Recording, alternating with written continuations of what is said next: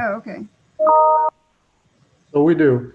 In the interest of time, I'm going to go ahead and start the meeting, if that's okay with everybody. I want to welcome all the board members and those that are viewing us either on the stream or in person. At Central Library. My apologies. I intended to be there, but I've got an afternoon obligation that time-wise it's just better for me to do it virtually. So Angie, can we have a roll call, please? Your volume isn't up. Okay. Yes, I did. Yes, Judge. Did you say do roll call? Yes, please. Yes. Mr. Biederman. As in. Mr. Bigsby. Go on my computer and do this while I figure yours out, so you can hear. A moment. His microphone is off.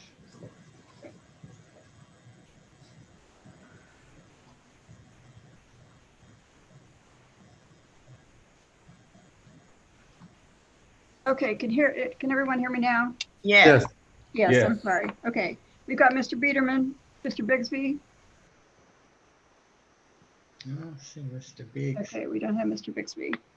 Okay. Dr. Jett. Here. Dr. Matata. Here. Ms. Payne. Here. Reverend Robinson. Here. And the judge. Here. We do have a quorum. Thank you very much. All right.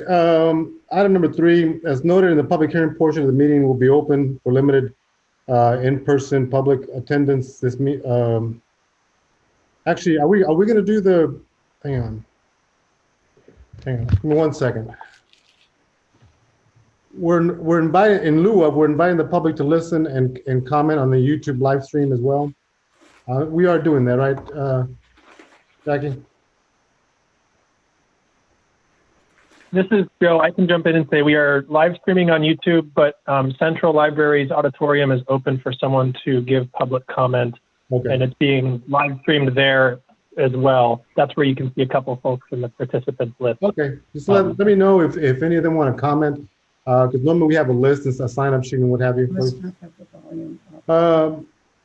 Let's have approval of we need approval of the minutes. The last meeting was made and closed. Follow things. So moved. Is there a second? Second. Terry, second. All right. Is there any additions or corrections as far as the minutes are concerned before we move for a vote? Hearing none, let's go ahead. Ms. Gilbert, can we have a roll call on the minutes, please? Yes. Mr. Biederman. Approve. Mr. Biederman. Approve. Oh, I'm sorry. Dr. Jett. Approve. Dr. Matata. Approve. Ms. Payne. Approve. Reverend Robinson. Approve. And Judge Salinas. Approved. I'm a little bit out of whack here. So Russell, I don't want to skip over the public comment section. Do we have anybody at the public library that wishes to make a comment or? Yeah, Judge, the appropriate time you do need to open and close a public hearing as it relates to the bond resolution. And that is under item number 5. So that would be when that resolution comes to the. Okay, fair enough. Thank you. Remind me, please, Russell, okay? We will jump ahead to the committee reports and we'll start with the Finance Committee. The chair is Ms. Payne. Ms. Payne will call on EJ to do this, please. Is she with us? Yes, I am. Oh, thank goodness. Good afternoon, everyone. Hi, EJ. Hi, I'm going to share my screen and all right. So can everyone see the treasurer's report on the screen? Yes. Yeah. Okay, good. I'm going to briefly go over the treasurer's report. It's included in your board packet for further review if you want to, but I just wanted to briefly mention about our revenues. Everything is as expected given the COVID-19 situation. So given the delay in property taxes, we have less revenues than originally projected, and we anticipated that. So our revenues are in line with what we've anticipated. given COVID-19. So property taxes are less, interest income is less, we have less fines and fees, and we don't have any event related revenue. So with that, our revenues for May were a total of 3.5 million. And then on the expenditure side, expenditures are as expected as well. We do have a lot of spending for supplies that have not been invoiced yet, so don't show up on here for PPE supplies. So that will show up probably in the June treasurer's report. Other than that, things are as expected and nothing out of the ordinary. Any questions?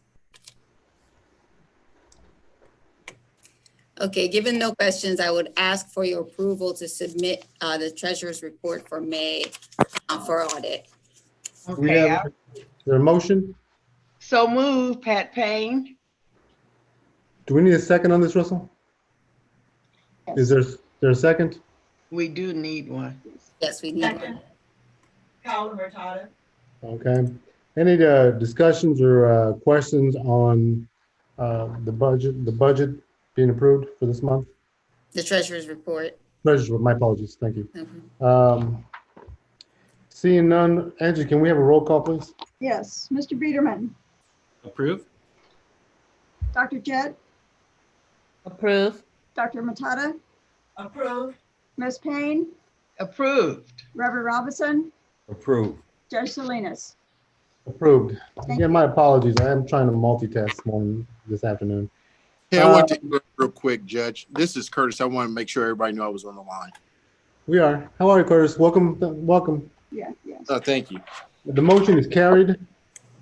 We move now to item B under number 5, Okay, Resolution 22-2020. thank you, Judge. Item 5B is board action request. We actually have 2 board resolutions, but the first resolution is 22-2020. This is for our 2020 small bond issue. I do have 2 guests on the line to help me with an overview of the resolutions as well as our long-term debt plan.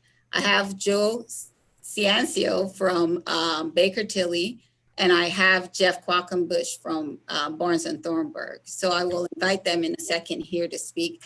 But before that, I wanted to give an overview of what the projects we plan to finance using the proceeds from this bond issue.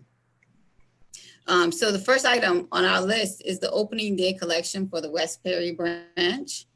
Since the West Perry branch is almost a brand new branch, it's being transferred from the Fountain Square branch, but Fountain Square was such a tiny branch that we almost need a brand new collection for the West Perry branch. So that's budgeted at $1 million.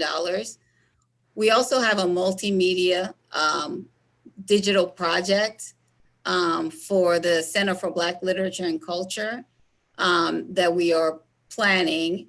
It's going to be kind of an interactive museum type display where people can, touch the screen and get further information about whatever the subject matter is.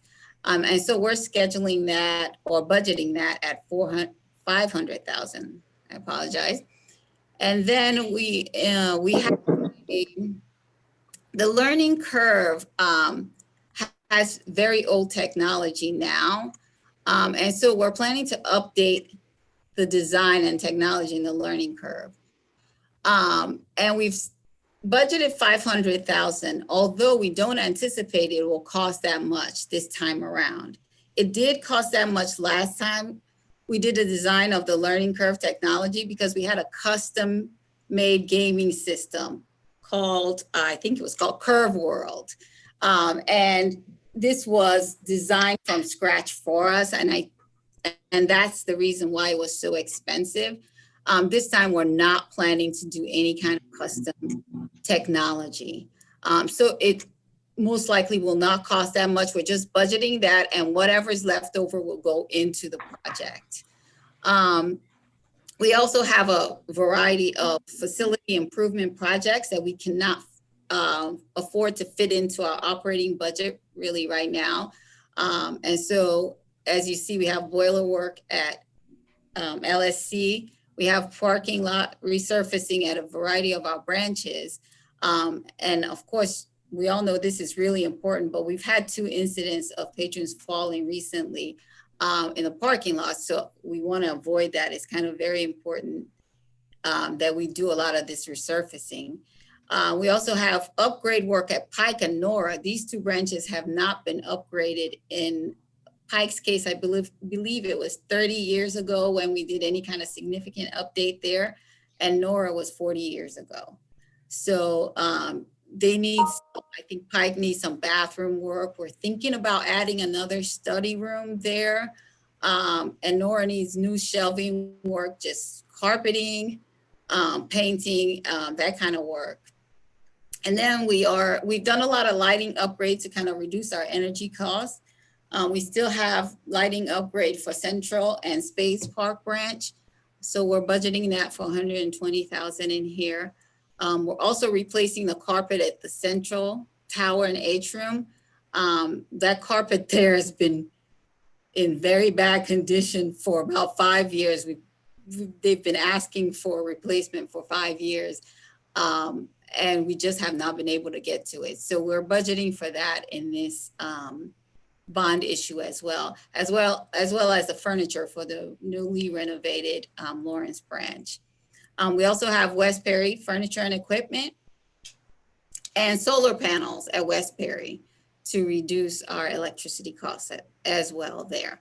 And then I also mentioned this the last time I brought this briefing report to you, I believe in February. But we don't have enough funds in our operating fund to rebuild our core collections for our collection materials. So we're going to try to use this bond issue to kind of rebuild some of our core collections. So we generally are purchasing the popular items, newer items. And so we're going to try to use this bond issue to try to rebuild those core collections that we have. And of course, then we have cost of issuance as well. Any questions on our projects? All right. So we didn't have a motion, right? Or did you want your guest to say anything?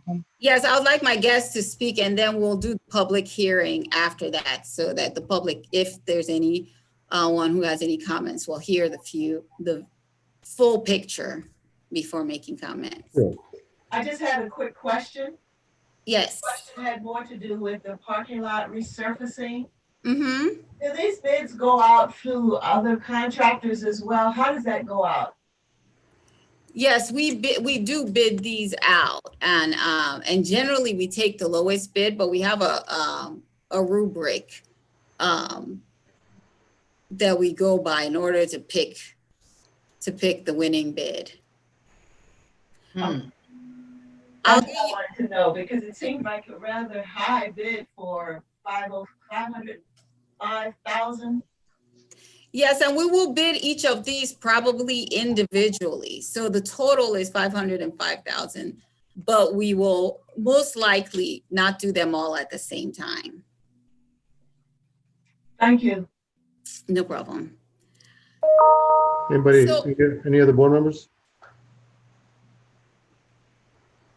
PJ? Okay. So at this point, I'd like to invite Joe Ciancio to go over our long-term debt plan and show you how we've incorporated this into our plan, and we don't plan to increase our tax rate as a result. Thanks, so I will go to the presentation for you. Okay. I can also just pull it up on my screen if that's easier. No, that's fine. Just let me know when to go on to the next page. Okay. Okay. Perfect. Then I'll pull this over here. Whenever you're ready, sir. Okay. Good afternoon. Thanks, EJ. My name is Joe Ciancio, and I'm a manager with Baker Tilly. I'm also joined on the call today with my colleague, Jason Tanzel, senior manager with Baker Tilly. As EJ mentioned, I am here to discuss the financial parameters associated with the 2020 multi-facility renovation and equipment acquisition project. There are two main takeaways from this presentation that I want to share with you. Number one, this 2020 bond issue fits within the structure of the library's current and long-term debt management plan. Number two, even with the increase in the annual debt service payment in 2021 relative to 2020, the library is able to stay tax rate neutral in 2021. So, and EJ's already on the summary slide. I'm going to walk through the summary here of the financial parameters. So this slide summarizes the financial parameters associated with the 2020 multi-facility renovation and equipment acquisition project. The borrowing amount for the project is $5,350,000. We plan on selling the bonds later this fall in October and anticipate closing on the bonds in November. We estimate that the bonds will be repaid over 2 years. This is a quick repayment term which minimizes interest expense to the library. As previously mentioned, the repayment term fits within the library's overall debt structure. The main point that I want to convey on this slide is that the parameters that are being adopted in the bond resolution are higher than what is shown here in this slide. The interest rates used for setting the maximum interest expense in the bond resolution was based on a 5% interest rate, whereas the interest expense shown here in this slide is based off of current market interest rates. That's how we got that $46,000 interest rate expense. The repayment term in the preliminary bond resolution is also 1 year longer than what is being shown here.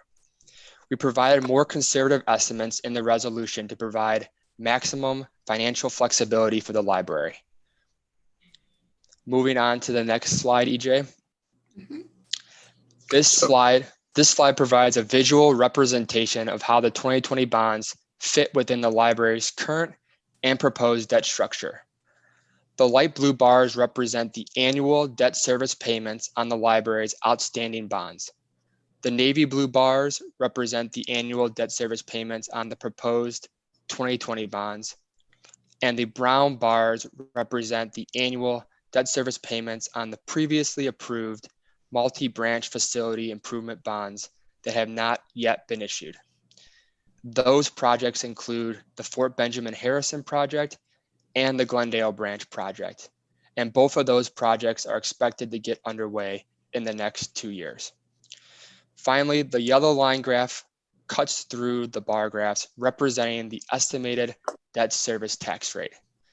So the main point I want to convey on this slide is that even with the annual debt service payment stepping up in 2021 relative to 2020, the library's tax rate stays at 0.0318, which is in line with the library's target tax rate.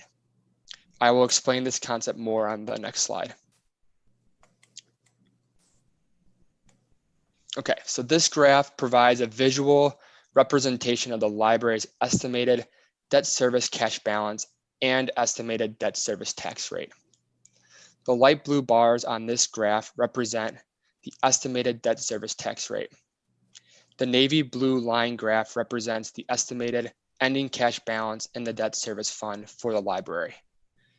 So going back to my main point on the last slide, the reason the library is able to increase the annual debt service payment in 2021 while maintaining the debt service tax rate at 0.0318 is that the library is going to utilize a portion of its working cash balance to make the debt service payment in 2021. By utilizing cash on hand, the library can increase the annual debt service payment without increasing the debt service tax rate. For future borrowings, we will continue to monitor the library's assessed value and debt service repayment structure on an annual basis to assist with tax rate management. Going to the last slide, EJ. So this concludes my presentation on the financial parameters associated with the 2020 multi-facility renovation and equipment acquisition project. In summary, the library can accomplish this project through a bond issue without compromising the integrity of the library's current and proposed debt management plan. Jason and I would be happy to take any questions at this time. Thank you. Does the board have any questions of any of the staff or guests that we have? I have one quick question. Yes, sir. So on the summary of bond issuance slide that you had up there, you said that it doesn't reflect the third year, or what were you saying with that one, that it's not correct with the 2 year that is already on there? Sure. So for purposes of adopting and setting parameters for the resolution, we provided the repayment term of 3 years for the bond issue. But because of how low interest rates are right now, we believe we can structure the bonds to be paid only over 2 years.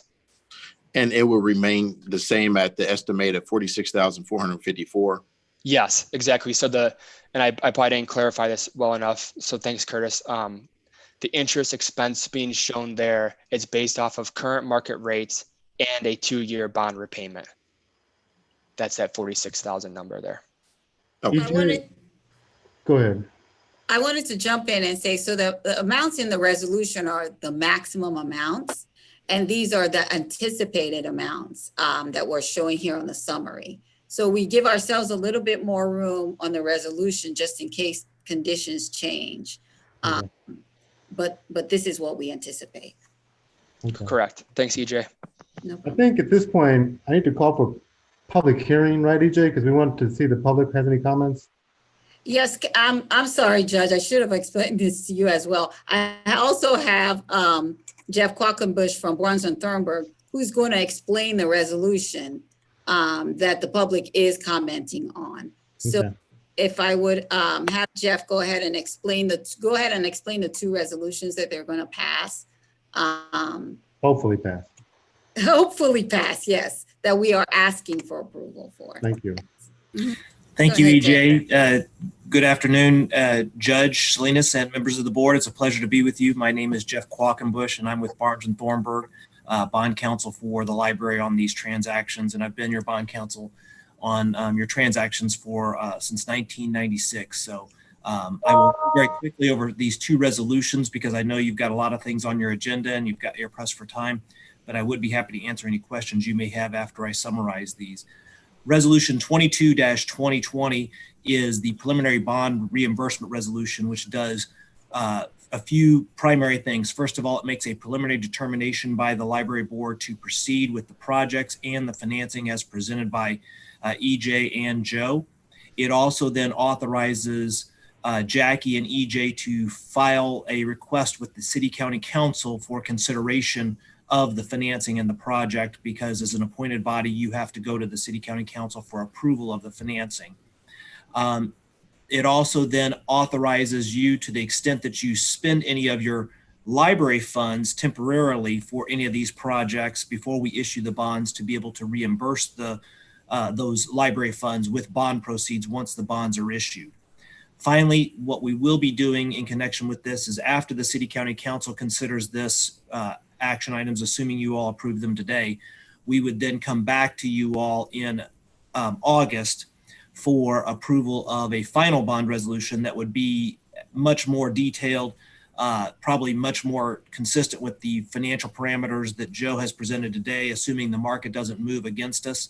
And we would ask for your consideration and approval of that final bond resolution in August, at your August meeting. The reason we're doing this now is because we do have to go to the City County Council, and so we want to have this done as a preliminary action, and then we'll come back with final action at a later date. But just to keep that in mind, that this is not the final decision, but you will have another chance to authorize this when we get later into the summer. The second resolution, Resolution 23-2020, is the appropriation resolution. Just like in your normal budget process, you have to have an appropriation for all expenditures of the library. You have to have an authorization and appropriation for all expenditure of bond proceeds of library bonds. You don't normally contain those in your normal budget because bond issues aren't done on a regular basis and aren't anticipated necessarily as you're doing your budget each summer and fall. So the statute has set up a process where you have a public hearing like we're having today, and then you would consider this appropriation resolution. This appropriation also has to be approved by the City County Council, so we will have a second public hearing on this appropriation at the City County Council when we get to their public meetings in July and August. So this is that resolution, and I'd be happy to answer any questions you all may have on either of the two resolutions that are before you. Any questions from my fellow board members? Hearing and seeing none. EJ, can we move to the public comment section now? Yes, please. Do we have, who do we have at the library who's with any of the public, who's with members of the public? Good afternoon, Your Honor. It's Mike Williams, Area Resource Manager at Central Library. At this time, there was no member of the public in attendance. Okay. Judge, I would go ahead and ask you to call for opening a public hearing, ask for any public comments, and then it would be appropriate to consider a motion to close the public hearing. All right, so I am going to convene a public hearing and ask for any comments from the public with respect to either of the two resolutions that are pending before the board. I was told by our staff that we have nobody at Central Library that's there in person who wishes to comment on this matter. So Russell, can I ask that the board close the public portion of the hearing? Yeah, I would go ahead and note that you opened the public hearing at 12:26. And Okay. then for the record, and then consider a motion to close it. Time-wise, okay.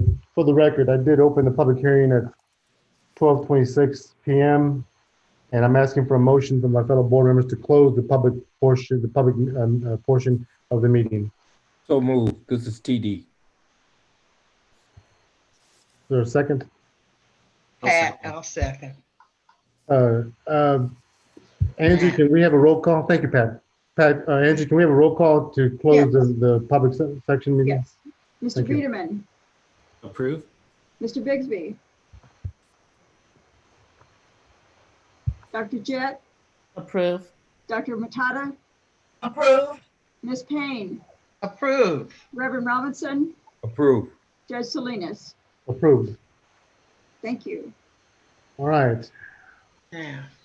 Now we need, Judge, do you want to approve the resolution separately, or? Yes, we do not Okay. need approval for both resolution 22, 2020, as well as resolution 23, 2020. so we're going to do two roll calls, right, EJ, basically? Right, two roll calls. This one's going to be for 22-2020. The second one is for 23-2020. So Angie, can we have the roll call on the first resolution, please? Judge, you'll need a motion and a second for both of those. Pat Payne moves resolution 22, 2020. Carrie Jett, second. Thank you, both of you. Now, Angie, can we do the roll call? Yes, Mr. Biederman, Approve? Mr. Bigsby, Approved. Dr. Jett, Approve. Dr. Matata, Approved. Ms. Payne, Approve. Reverend Robinson, Approved. Judge Salinas. Approved. Thank you. Now, can I get a motion to vote on resolution 23-2020? Pat Payne, so move. Carrie Jett, second. Angie, can we have a roll call, please? Mr. Biederman, Approve? Mr. Bigsby, Approved. Dr. Jett, Approve. Dr. Matata, Approved. Ms. Payne, Approve. I'm sorry, Reverend Robinson, Approved. Judge Salinas. Approved. Thank you. All right. EJ, do we have a discussion on the 2021 budget overview? We do. Yes, Thank you, everyone, for your presentation, Jason, Joe, and Jeff. Yes, thank you, folks. And thank you, board members, for your approval. I had one comment that I wanted to make. I wanted to thank you for the careful documentation of the many things that we need for improvement and the kinds of things that need to be repaired, the solar panels. The careful documentation really does speak to the need for this bond and for the opportunity for the library to take opportunity for the increase and the decrease of the interest rate at this time. Smart planning. Thank you. Thank you, Dr. Matata. Okay. So the next item I have is just a quick overview of the 2021 assumptions, 2021 budget. I went over this with the Finance Committee last week, and I've shared the documents with all of you. But if anyone has any questions that I don't cover, please feel free to reach out to me or ask me now. I will go ahead and start this. Okay, so I wanted to go over the key dates for our budget planning process for 2021 budget. We went over the high level assumptions at the June 15th Finance Committee meeting. I'm going over those again here at this meeting. At your July meeting, I will bring you a more detailed draft of the budget. So right now we have an initial draft. We have all the branch managers, the department heads have put in their requests and we've compiled those. And so what we'll do is we'll do a more thorough review. Having gone over assumptions with you guys, we'll incorporate any input from you. And then we'll present you a more detailed budget in July.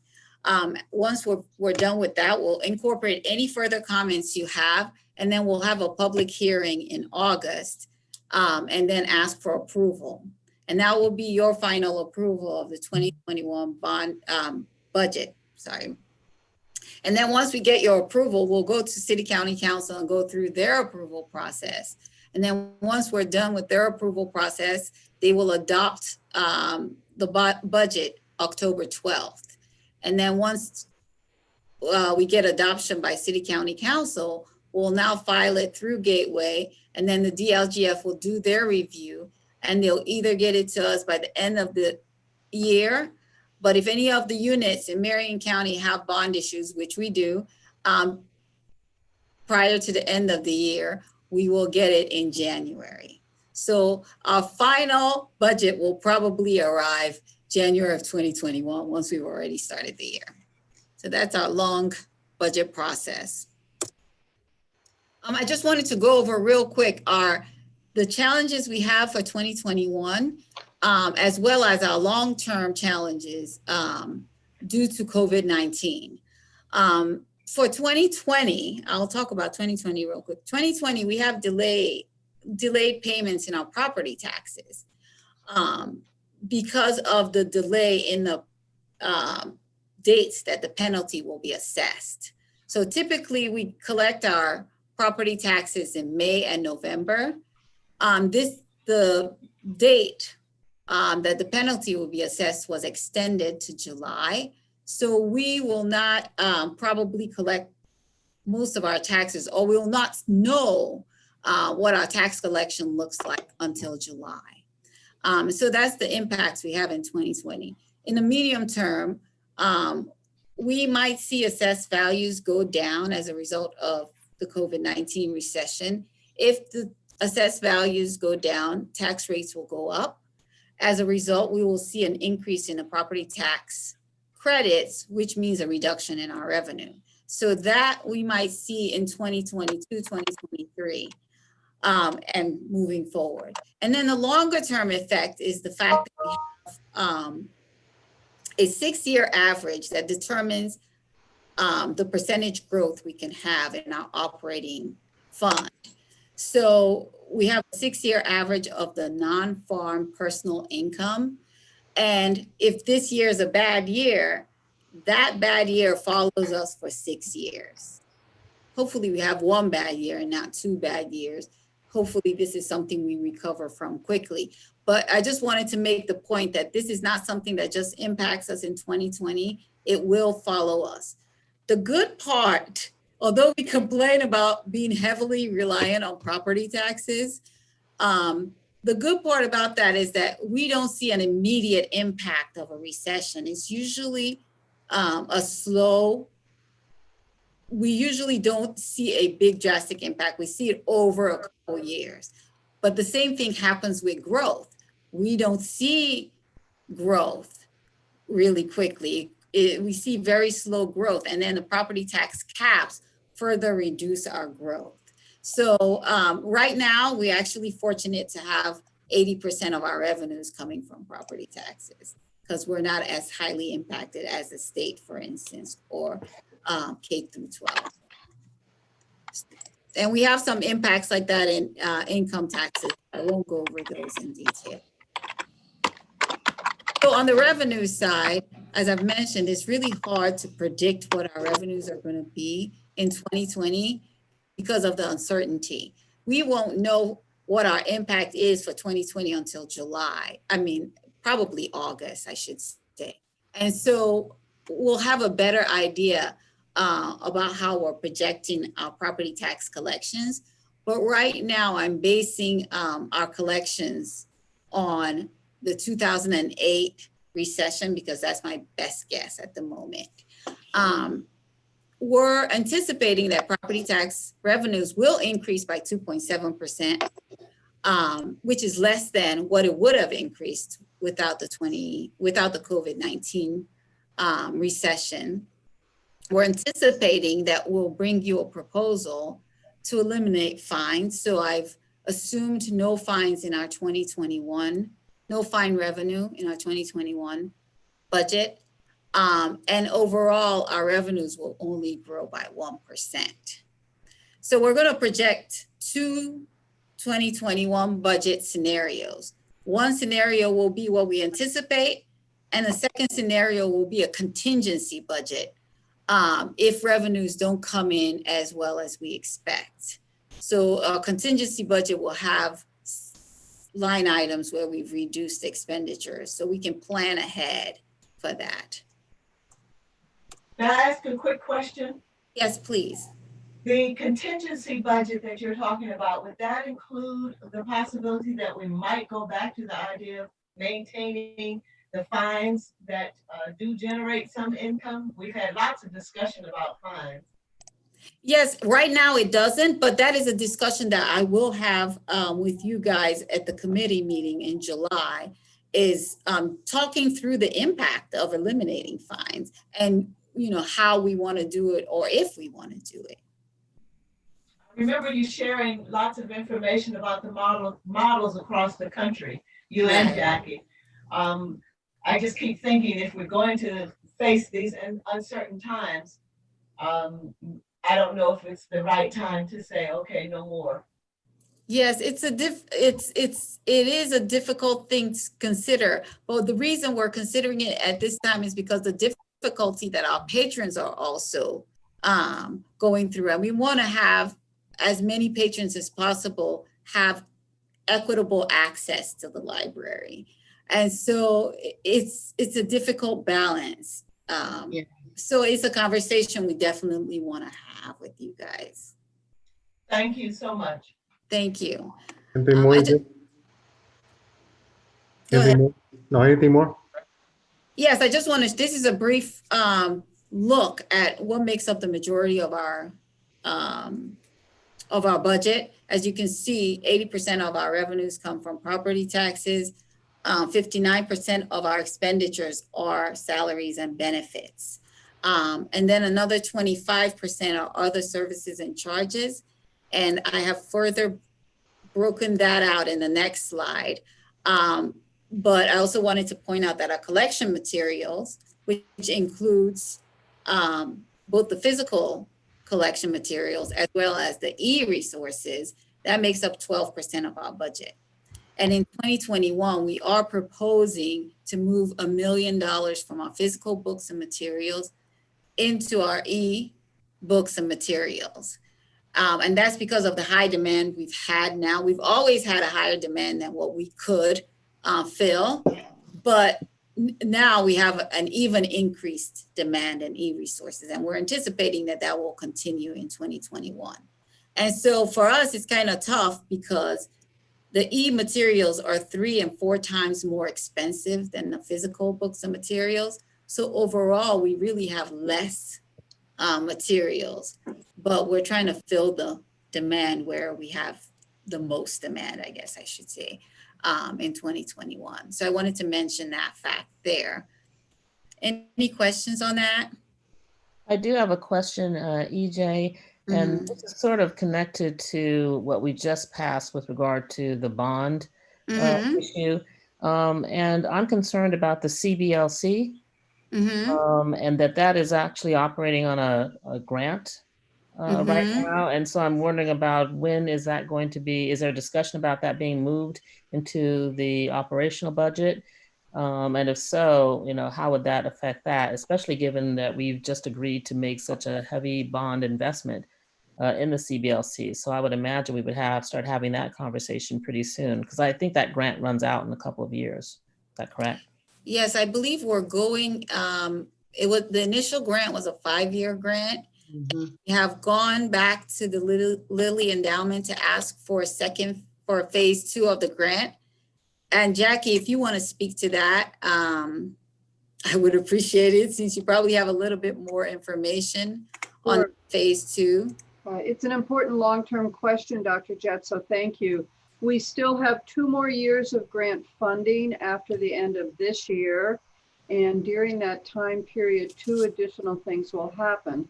One is the foundation is continuing to develop the concept of an endowment for the CBLC. And so next year would be the quiet year for that work. And the following year would be a more public campaign. Alongside that is, as EJ mentioned, a return to Lilly Endowment for a second cycle of support while we grow the endowment. So we do have a strategy in place to continue to raise additional funds for the CBLC. The only aspect of the CBLC that is currently being funded by the grant is the staffing and a small amount of the programming money. We will, as I said, those things will begin to move towards a combination of endowment and another Lilly grant is the strategy. So more work ahead of us on that. Okay, thank you. Yes, but yes, that's a really good question, because these are the kinds of things we worry about, are things that will ultimately come back into our operating budget. So we try to look at them long term. The next slide shows what makes up our other services and charges, which is 25% of our budget. So as you can see, repairs and maintenance is 21% of that component, but is also 5% of our overall budget, as well as utilities. So maintaining our buildings together, just in repairs and maintenance and utilities, makes up 10% of our budget. Security makes up 10% of this category, and trying to see what the percentage is of the overall budget. And that's about 2%, as well as its snow removal, trash removal, and landscaping. So as you can see, just maintaining our building is a significant portion of. So maintaining our buildings and salaries. So we have a big portion of our budget that's just fixed costs. And then we have other contractual services at 6% of this portion of our budget, which is about 1% of our overall budget. And there's been some reductions in some of these areas, like with security. Yes, we did have a slight reduction. We're assuming a slight reduction in security, because we're assuming that we won't have off-duty officers at Warren and Pike branches, but we will have off-duty officer at Central. So that's the assumption we're making right now. And as I say, these are all assumptions we're making, and that's why we're bringing it to you, and so that you can think about it and give us any input you have, which is exactly what you guys are doing now and have done. That's all I have for the 2021 budget. Any other questions?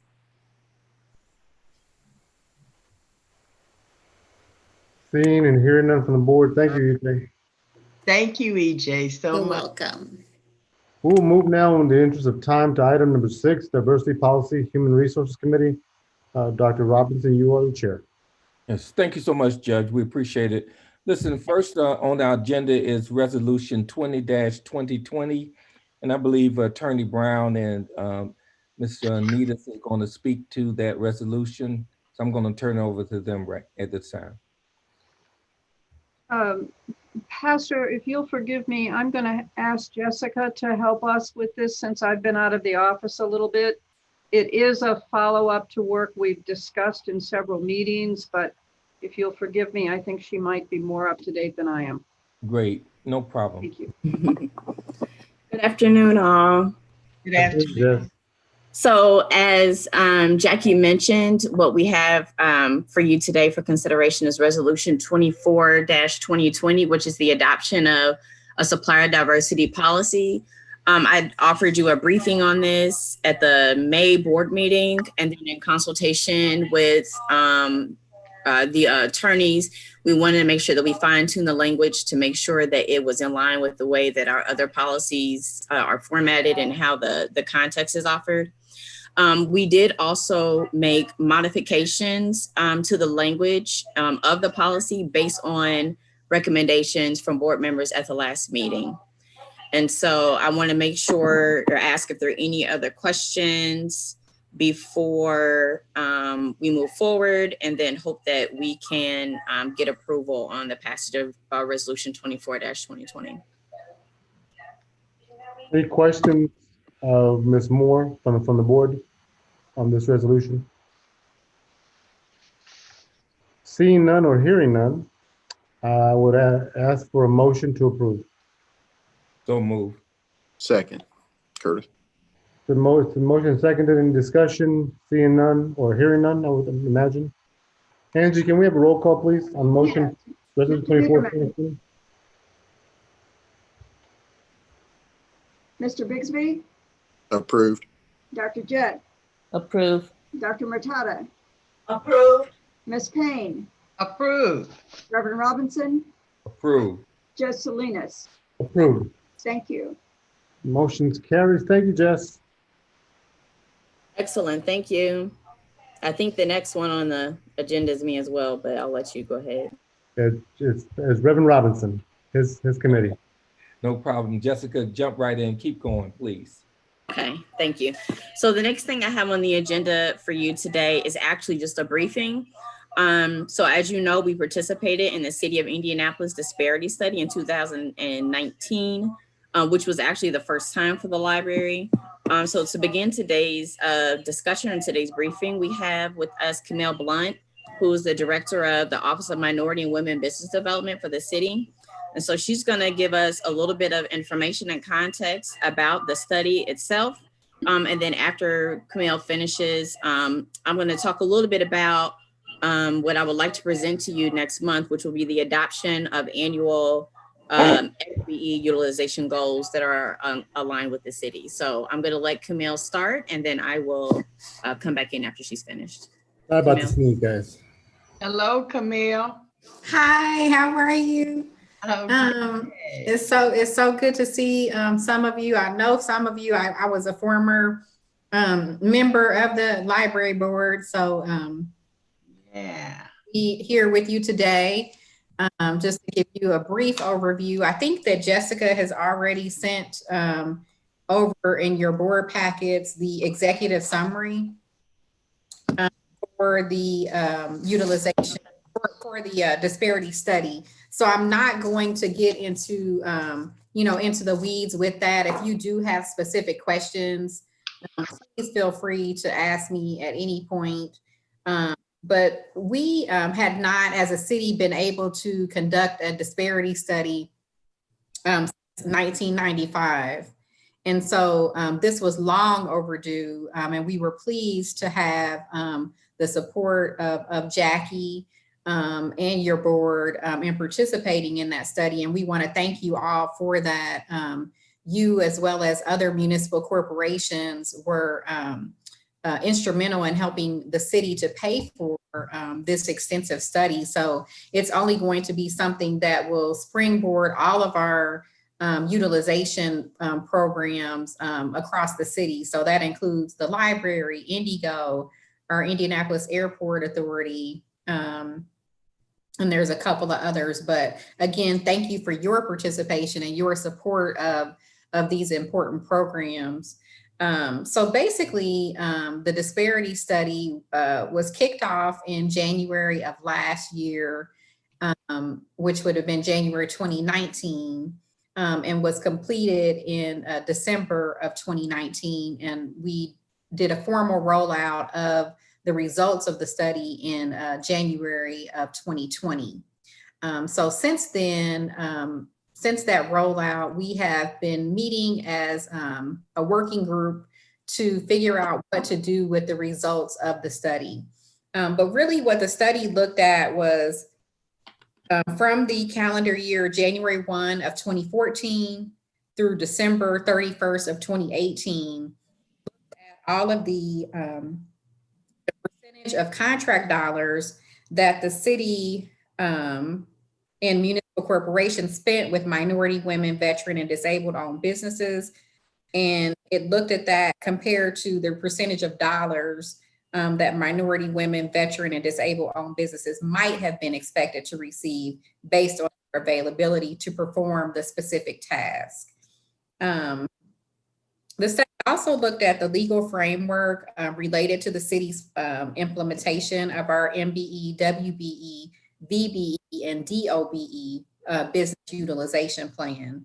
And since then, we have been doing an extensive rewrite of our utilization plan, creating stronger accountability for bidders, creating greater accountability for our city agencies and departments, as well as municipal corporations as they see fit to move forward with their programs. So we have, so in that study, there were various different parts and components of it, and you can look and see that there are various areas where we see the estimates of disparity and where we see what is available to us in those industries.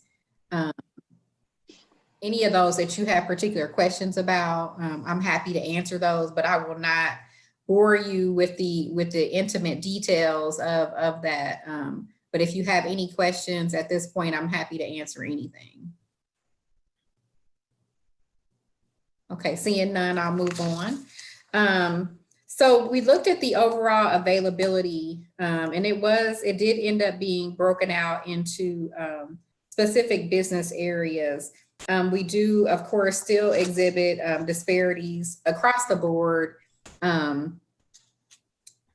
within regard to minorities, as well as women, veterans, and disabled-owned businesses. We do continue to see the same disparities that we have seen. A lot of the recommendations that came out of the study would hold people more accountable, would also hold, would give us recommendations on how to make those overall improvements. So the main thing when I started this role that I was concerned about was nothing happens when people don't make a good faith effort to meet our goals. Nothing happens when when people don't adhere to the policies and procedures that the city has laid out. You can still continue to receive contracts. You still consider to get additional opportunities with the city. And so those were things that really greatly concerned me, because how do you teach someone to, to do the right thing if you reward them regardless of whether they meet the goal or not? Yeah. So those were things that, as we looked at the results of the study, there were approximately 20 or so recommendations that were made by the company who conducted our study, BBC. And some of those recommendations were regarding data collection, looking at our subcontracting opportunities. It also recommended doing contract-specific goals. We should review our professional services contracts. In the past, we can see we're getting good response from the contracts that the Office of Minority and Women Business Development that we review and that we provide assessment of, but we had not been reviewing our professional services contract. And for that reason, we saw very little participation as it relates to our certified XBE vendors. So the recommendation was made that we begin to also review our professional services contract. And then also that we review any change orders. So a lot of times you will see change orders come in on particular projects. A lot of times prime contract holders will forget that those utilization goals need to be carried out across those change orders as well. So that was something that we had also been looking at. They're recommending also unbundling of large contracts. We've seen where if you make the contracting opportunities more digestible for some of our small businesses, that you get more response and that you get more diverse response. And so that is one of the things that was recommended as well. Prompt pay has been an issue that we have seen as well for the city of Indianapolis. In conversations about this, though, I am determining that there are some other issues that may play a part into our prompt pay issue. But the main thing is what we want to see is when a prime contractor is paid, they will have 15 days to issue payment to all of their subcontractors on the project. We have seen instances where a prime will be paid and there is an extreme lag in that time that subs are paid. When you're operating as a small business, you may or may not have the cash flow or capital available to you to float that project, meaning to pay your employees, to pay for supplies, and wait for months to be reimbursed for that. And so this language would speak specifically to that length of time between the prime being paid and your subs being paid. We at the city are having issues with people being paid promptly, with the primes being paid promptly. So that is another issue, another layer of that particular issue that we're going to have to get into. But at any rate, this particular portion would speak to the direct payment once a prime has been paid. We want to also take a look at requiring greater accountability from our internal agencies. So we want to be more intentional about our planning for our diverse spend for the upcoming year. So we will be sitting down with each individual department to hash out a plan for them to look over their contracts to see what is available, what's coming up, where can things be increased, so that we're being, again, more intentional about it and not just letting things happen by chance. So we're looking forward to being able to plan that out and lay that out and be more, to pay more close attention to where there is opportunity. Where do we have a lot of people that are ready, willing, and able to do this kind of work? And so we'll be looking at that. A lot of the things that our working group has been working through is making sure that we are really all on the same page, but we also want to, with the good faith efforts that bidders have to make, we want to lay those out so that they are more objective instead of subjective. So the plan is to codify exactly what it is, what making good faith effort actually looks like. We have put together a worksheet that would award points for various activities that companies could do to show and exhibit their good faith effort. So we have been working with the working group to work through those details.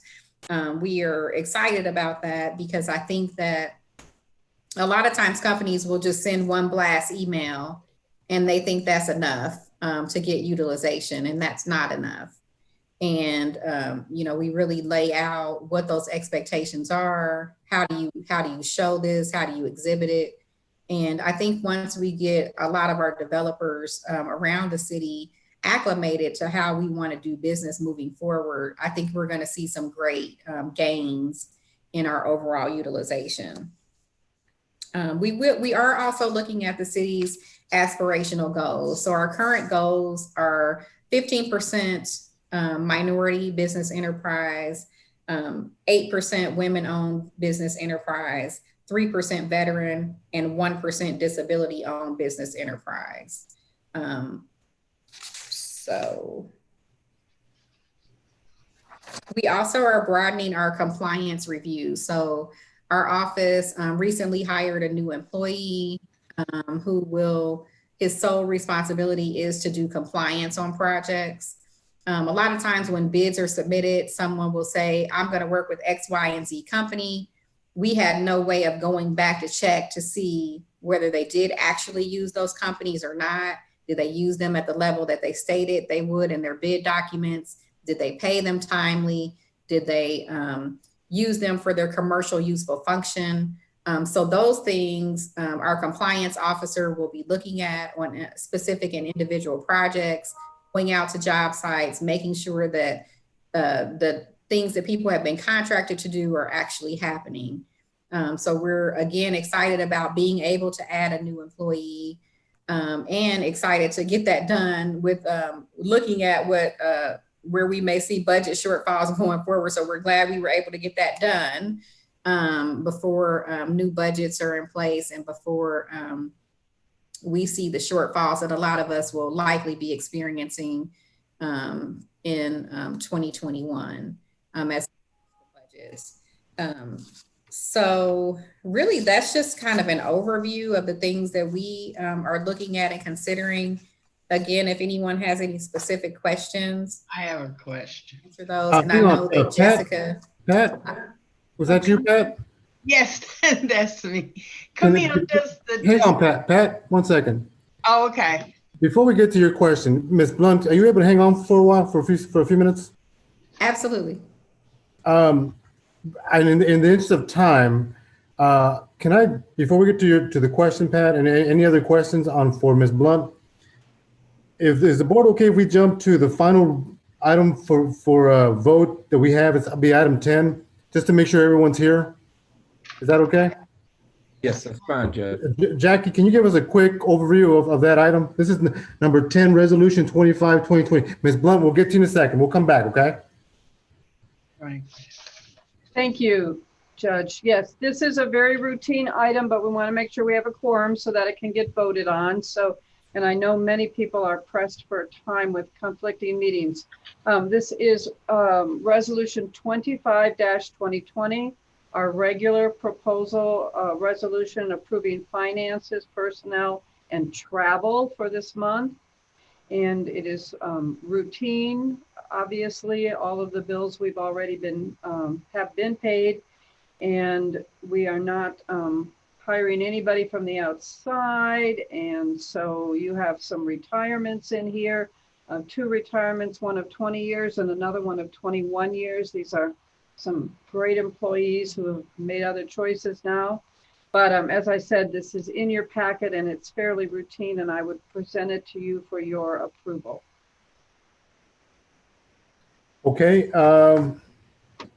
Any discussion on Resolution 25-2020? So moved. Okay, is there a second? Who was the motion, please? Reverend Robinson was the move for the motion? Yes. Is there a second? I'll second, Pat. Okay. Angie, can we do a roll call, please? Yes. Mr. Biederman. Approve. Mr. Bixby. Dr. Jett. Approve. Dr. Matata. Approve. Ms. Payne. Approve. Reverend Robinson. Approve. And Judge Salinas. Approved. Thank okay. My apologies for that. Let's get back to Ms. Blunt and Pat Payne. You had a question, please. Yes. Camille, in the disparity study, is systemic racism addressed anywhere in this study? And if so, what kind of maybe professional development and so forth is offered to contractors and so forth? I would say specifically, it looks at, they did a lot of interviewing of prime contractors as well as subcontractors. A lot of systemic racism was uncovered in those anecdotal conversations. They do not make specific recommendations on what should be done regarding systematic racism. What they do look at is, they look at, from our city perspective, are we doing things that are unintentionally leaving out particular bidders? Yeah. They look at specifically whether we're whether we're unconsciously having bias against certain providers. And so they did review that, but they do not make specific recommendations as it relates to systematic racism. Aware as an industry, as a particular office, we are aware of the things that are going on in the construction industry specifically. And so I have had specific companies reach out to me in regards to what my thoughts are on what they need to be doing. And so that is the specific training, inclusion of minorities and their staff, and not only using diverse businesses on city projects, but also using diverse businesses on private projects, or all of those things will be included in my recommendations to private entities. So I know that my office in particular will be, making it our business to inform these larger companies, Wilhelm, AECOM Hunt, just to name a few, that they are doing their part to do joint ventures, to do mentor protege programs, and actually giving them credit towards their good faith efforts if they are maintaining mentor protege programs. But it's really going to be, that's not specifically laid out in the study, but that is something that we as an office are taking on as our charge moving forward. Good, because I really think it's important that it's named. Absolutely. Do everything. So I really very, very, me anyway, and this is something that to me is very important, and I think should be very important to the city, because if people don't understand how this insidious strand runs through everything, then they'll just keep doing it, Absolutely. Yeah, they need to understand that. So thank you very much. Yeah. Yes, thank you, Camille. Any other comments or questions from the board for Ms. Blunt? I just wanted to, in some respects, relate to what Pat said.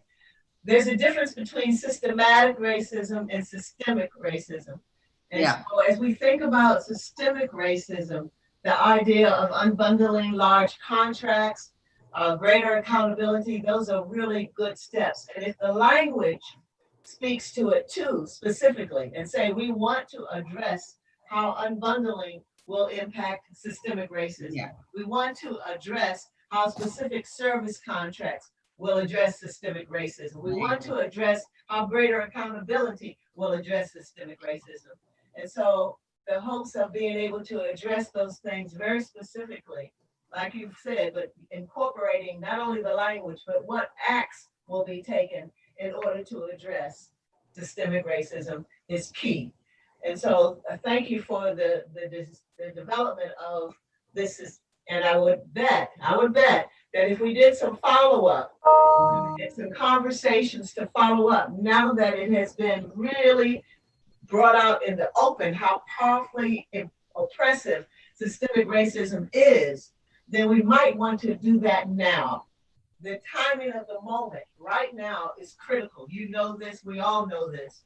And so how do we come back to the very people that were involved in the study and say, we want to address these issues in a way that is systematic, and at the same time addressing systemic racism in these ways.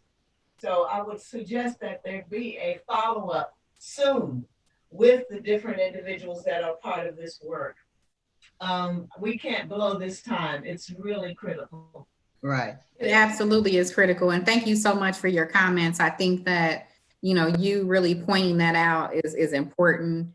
And I just want to thank your board in particular for taking on things that in the past you have not made a focus. And now that you are making this a focus, And we are making it a focus across the city as it relates to public entities. This is important.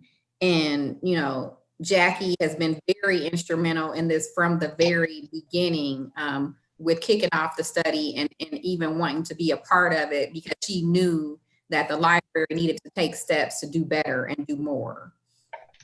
So I want to thank her for that as well. I'm sorry. I think that my comment had to do with an immediate follow-up, more so than accepting the fact that this is important. Thank you so much, Camille and Jessica. I'd like to hear how we might actually think about next steps with that immediacy in mind. Right. And so next steps for the city in particular, a lot of the recommendations that are coming from our working group, we have to take before the board that my office reports to, which is the Equal Opportunity Board. And then we will be taking portions of our utilization plan to the council. And so the council will have to formally introduce a lot of the portions that we are adding to our utilization plan. And they want to, the city, the Office of Corporation Counsel or Corporation Counsel, Donnie, would like to formally have a lot of those things inserted into the code for the city. So that will be the whole process that has to go through the council. And so those are next steps on our behalf. I know that Jessica has plans as it relates to the library internally on what your next steps are in accepting what the things that are coming out of the working group. Okay. Thank you so much, Ms. Blunt. We really do appreciate that.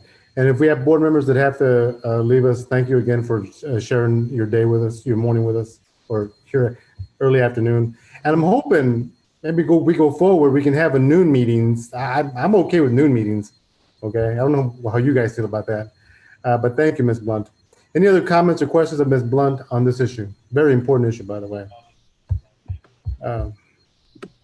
Seeing none, we'll move on to item number 7, Facilities Committees. Dr. Jett, you're the chair. Yes, we don't have any items. Okay. All right, that'll be, and I'll be looking for the email, Dr. Jett, whenever you guys want to meet. Number 9. Bye-bye. Library Foundation update, Reverend Robinson. Yes, thank you so much, Judge. I'm just trying to get to that report so that I can provide an update. Okay, every month the Library Foundation provides an update to the Library Board. Foundation's new annual fundraising event, Circulate Night at the Library, has been postponed until next year, so mark your calendars for April 17th, 2021. Foundation wants to congratulate the IndyPL staff who worked on the opening of the new Martindale Brightwood branch on the 19th. Thank you to Curtis Bigsby for commemorating the occasion with a ceramic book tile to be displayed at the branch. Foundation would also like to thank the IndyPL staff on adopting to a new format for this year's summer reading program. The staff has turned a challenging situation into another successful year. One summer reading program donor had this to say to us: "I'm just as amazed and encouraged at the extreme amount of planning and commitment that you and other Indianapolis organizations have accomplished to make sure that beloved programs such as the summer reading program can go forth, not as new as normal, but in a new special way." The foundation like to report on donors. The foundation thanks 127 donors who made gifts last month. The following are our top corporate and foundation contributors. If you have an opportunity, please thank these donors for their gifts that they have given. Eskenazi Health, the Herbert Simon Family Foundation, Jewish Federation of Greater Indianapolis, Lewis Wagner LLP, Office of the Lawrence Township Trustee Steve Talley, Riley Bennett and Egliff LLP, and the Teachers Credit Union. let's speak about the program support. This month, we are proud to provide the funding for the following. The Library Foundation is funding for the following library programs.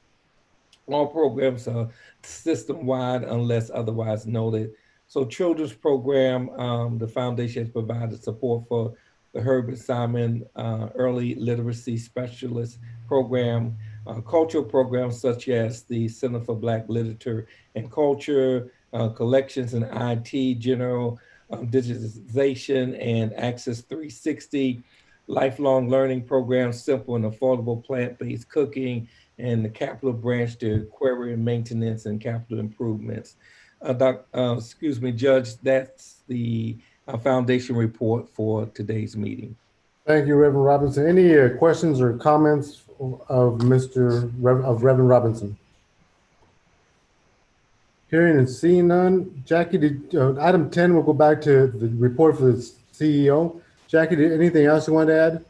Just a point of personal privilege, Judge, to thank you all for your support in the last few weeks. It meant a great deal to know that I had the support of the board and the wonderful support of our staff, which allowed me to focus where I needed to be. I'm quite grateful. Thank you all. I have no other business for today. No, we've already done that resolution. I don't think we have any unfinished or new business, right? Quickly, one item of new business. Yes. I hate to mention this right now, but as a board, and I can reach out to you guys by email, but as a board, we gave a gift to Jackie during the loss of her husband, and we sent a card, and we thought that everyone could contribute to that so we can reimburse the library for the gift that was given. So I'll put together a email. I just wanted to let you know it's coming and just share the expense. Listen, you don't have to. If you can, we're going to all just share it together. If you can't, then don't worry about it. We'll just take care of it, but I will be sending you an email. Thanks, Judge. Thank you. I don't think we have any We new. did not applaud the staff of the Martindale Brightwood of the library there. Yes. I sometimes hear it referred to as the Martindale Brightwood Library. Sometimes I hear it referred to as the Brightwood Library. I just think that the opening ceremonies of the library right there in the midst of the community and the turnout, we must commend the staff, the library staff, the staff that's there on site at the library. It was tremendous. I went to 2 of the sessions, and I can't even begin to tell you how much the people in the community appreciated the welcoming, the whole idea that we were there, but more important that they saw the accessibility and the beauty of the place.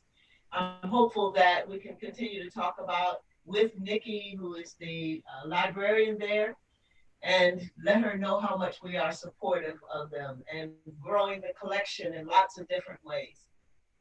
I want to concur. It was an amazing time. I was there Friday for the 12:30 ceremony, and it's a beautiful, beautiful location and facility, and very inspirational. Thank you. I think we should send a letter of commendation to the staff there, and just letting them know personally how letting them know how the board is supportive of them and whatever ways we can continue to be supportive. It is truly a wonderful addition, and the people in the community just said over and over again how important this was to the cultural growth, the beauty, the appeal of it in terms of the literacy development, the spaces. Everything was just complimented highly, and I think that the staff there should be receiving a message from us. But I also think that, just as Jackie has noted, John and the communications team, they handled their business. They did a beautiful job. And when Jackie came in, she didn't have to worry about a thing. They had the business taken care of. So I think commending them is just an important part of what we do as a board. Very good. Thank you. There's anyone else have anything as far as potential future agenda items? Judge Salinas, this is Jessica. Can I say one thing before we depart here? Thank you. I'm sorry. I wanted to say this when Camille ended. But I also wanted to, I'm not going to go into details, but Camille already mentioned that we are already in the process of implementing a lot of what the city's recommendations have been. Right now, all of our 2019 is under review with the city that looks at some of our opportunities and where we have been maybe missing opportunities. So they are doing a full review of just this last year for us right now. And then coming in next month, we've already outlined that there have been disparities identified across the city and municipal corporations. So what I am planning to propose to the board is the adoption of the city's annual business utilization goals. We do not currently have goals, and adopting goals that holds us all accountable in connection also with our supplier diversity policy sets the expectations that not only internally are we expected to look at diverse sourcing, but that also anyone who wants to do business with us will be expected to do the same. And so I just felt like I needed to put that out there because you'll be hearing from me again on the adoption of goals. And at that time, I will outline the steps that we've already started to take to also track our progress, and so that you all can see how we're monitoring things. Probably makes sense, and it helps us out when we go before the council on any budgetary issues, so. Yeah, we'll have an inclusion plan that will be a part of our budget presentation this year that will outline all of the upcoming bid opportunities and what our outreach initiatives will look like for the upcoming year. So that'll be included as part of EJ's presentation this year. Okay. Sorry, I wanted to get that out really quickly so you're not surprised when you see goals coming before you next month, but they are coming. We're fine with you. Thank you so much. Okay, thanks. As far as next month's meeting, I'll send out an email, guys. I'm okay doing it at noon, but if you guys want to, depend on where we are as a community, as far as social distancing and availability, people to get out, but I'm going to go with the will of the board, but I've enjoyed the noon status, the noon bracket, but we'll see what the board wants as well. So I want to just concur with what you're saying. I think the noon time is working good for me, and I don't know about the rest of the board members, but if it works for everyone, noon seems to work out really good. No, it doesn't. I actually have to teach when the semester starts.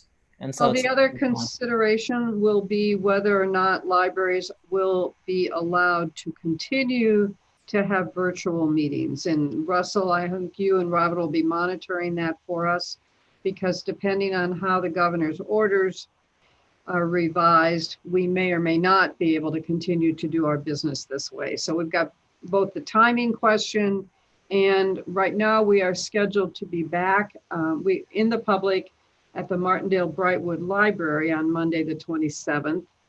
But we'll keep you posted on what the governor says is legal. Yes, but that aside, we still have a population that may want to come. I would admit, I know it's aired on the local channel 16, but if we can air it virtually for the community as well, so they can see it, because we have a lot of people in our community that are maybe in a higher group of risk group that, so I'm just saying, leave that option open out there. Yes, Judge, I think the idea of streaming the meetings live, whatever the board ends up doing, is certainly something that we can take care of. Any other questions or comments from any of the board members before we move for adjournment?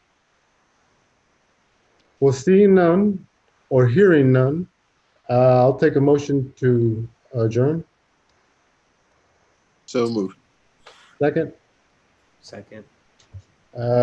I'll just, if anybody objects, say out loud, okay? All right, we're done. Thank you, folks. God bless. Thank you. Have a great afternoon, everyone. Bye. All right.